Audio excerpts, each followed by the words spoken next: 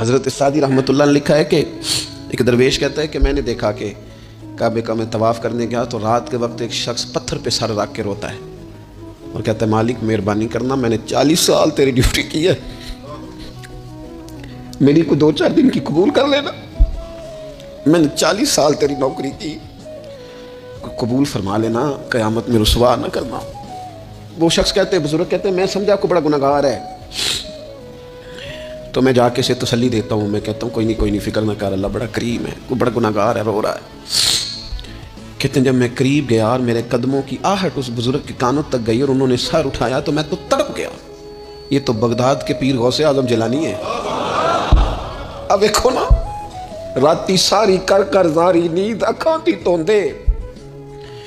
تے فجرے اوہی گناہگار کہاون سب تو نیویں ہوندے۔ کہ میں نے 40 سال کی ہے تیری ڈیوٹی، تیرے دین کی نوکری، کو 2-4 دن کی، چل زیادہ نہیں، تو اسے قبول کر لینا تاکہ بات بن جائے۔ قبولیت کا خوف، قبولیت ہو جائے تو اچھی نیتیں، اچھے ارادوں کے ساتھ نیک اعمال